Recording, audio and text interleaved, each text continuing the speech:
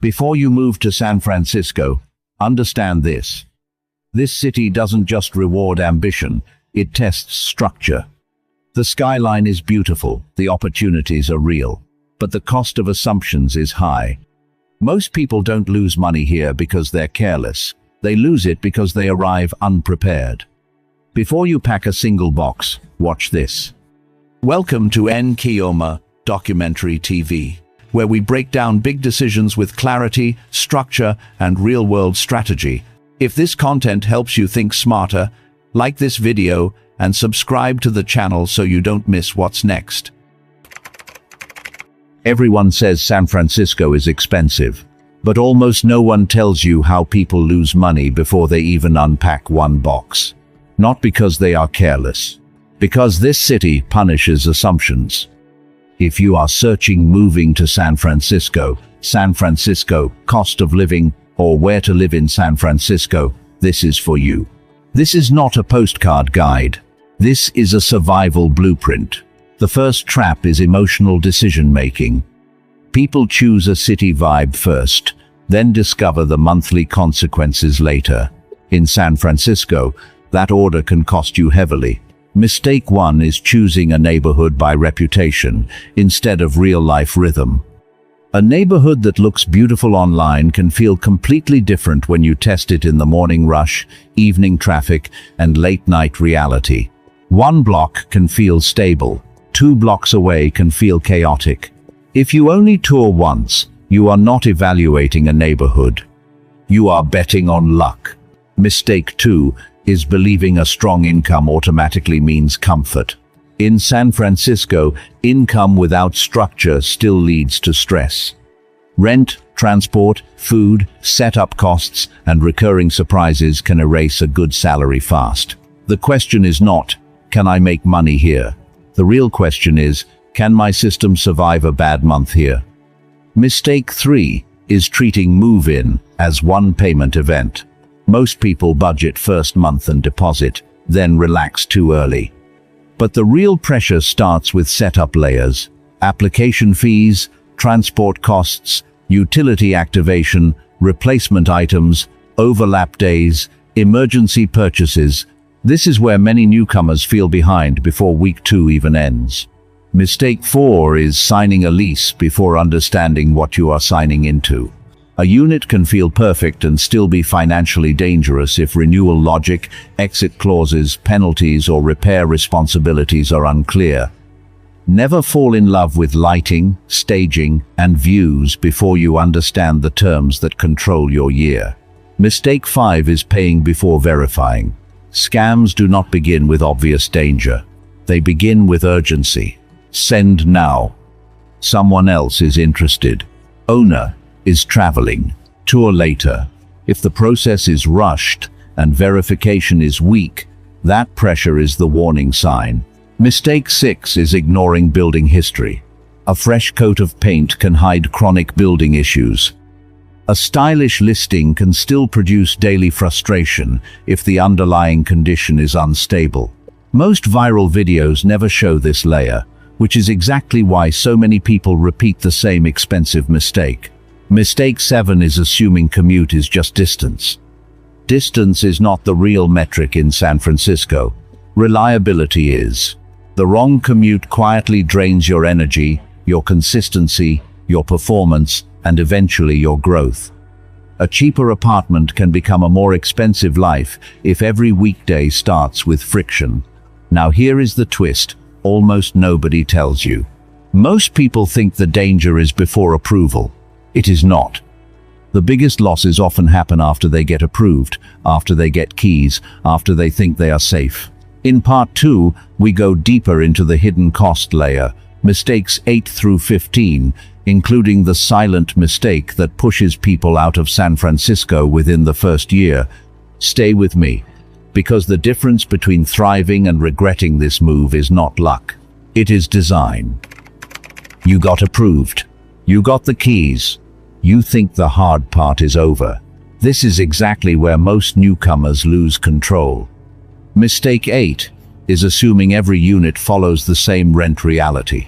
Two units can look similar and still produce very different long-term outcomes. If you do not verify the framework around your unit, your forecast can break faster than your income can adjust. Mistake 9 is relying on one commute chain. A single route plan is fragile. If one link fails, your schedule fails. If your schedule fails, your output falls. If your output falls, your income and opportunities suffer. Always build a primary commute and a backup commute before your first week begins. Mistake 10 is keeping a car without a complete parking strategy. In San Francisco, a car can become a recurring invoice on wheels. Permits, restrictions, enforcement patterns, and daily uncertainty can quietly drain your budget. If your car plan is vague, your monthly stress will not be. Mistake 11 is families moving before school logistics are locked. Housing and education are one decision, not two separate decisions. When school timelines and documents are delayed, family pressure rises quickly, and every other part of life becomes harder. Mistake 12 is optimizing rent while ignoring utilities and recurring leak points. Many newcomers think they are disciplined because they negotiated housing well, then lose money every month through unmanaged utility costs and avoidable recurring expenses. In a high-cost city, small leaks compound into big losses. Mistake 13 is treating safety like a headline instead of a route. Your real experience of safety is not a citywide opinion. It is your exact path, at your exact times, in your exact routine. Front door, transit stop, transfer point, return hour, weekend pattern. That is your real map. Mistake 14 is delaying legal and administrative tasks. People postpone paperwork because it feels boring and secondary. Then it becomes expensive and urgent at the same time. In cities like San Francisco, administrative discipline is financial discipline. Mistake 15 is the most dangerous one of all. No downside budget. If your San Francisco plan only works when everything goes right, then your plan is already broken. One delay, one surprise bill, one disruption, and the entire month collapses. No buffer means no control. No control means forced decisions. And here is the truth most people learn too late. People do not always leave San Francisco because they lacked ambition. Many leave because they lacked downside design. They came with excitement, but no shock absorber. In part 3, I will give you the complete 30-day San Francisco landing blueprint. How to stabilize your money, test your neighborhood, validate your commute, close legal risks, reduce cost leakage, and make a smart stay or pivot decision before the city makes that decision for you.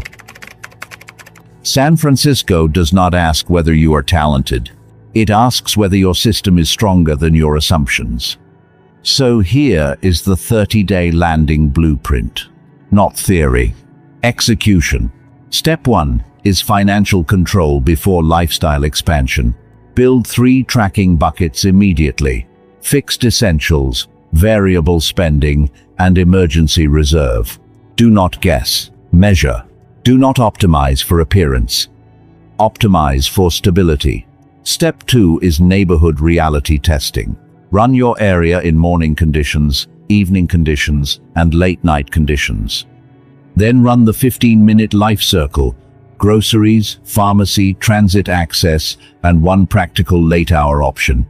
If daily life is hard inside your basic radius, that friction will tax you every week. Step 3 is commute stress testing. Do not trust one best route on paper. Test 2 real routes on real weekdays. Track reliability, delays, cost, and energy drain. A move is not successful because rent looked good. A move is successful because your weekly system works under pressure. Step 4 is legal and admin completion early, not later. Handle address, registrations, permit paths, and core documents quickly. Keep everything organized in one digital folder with backups. Speed here prevents avoidable penalties and protects focus. Step 5 is housing verification after move-in, not just before move-in. Reread lease terms that affect your year. Document the condition of the unit clearly. Store records and communication trails. A documented renter is a protected renter. Step 6 is leak elimination. In high-cost cities, recurring leaks hurt more than one-time mistakes. Audit subscriptions, delivery habits, transport inefficiencies, and unmanaged utilities. One small leak feels harmless. 5 leaks become a second rent payment. Step 7 is the Day 30 decision protocol. Score your first month honestly across 5 categories: budget stability, commute reliability, stress and sleep quality, work or school momentum, and daily route confidence. If your score is weak, restructure now. If it is mid-range, optimize and continue. If it is strong, double down with intention. This is how you stop reacting and start operating. This is how you stop being overwhelmed by San Francisco and start using San Francisco as leverage. You were never supposed to wing a move this expensive. You were supposed to investigate it. If this helped you, comment Blueprint and subscribe to NK Oma Documentary TV. In the next episode we go deeper. How to choose the right San Francisco neighborhood by budget, lifestyle, and long-term career upside. Thank you for watching.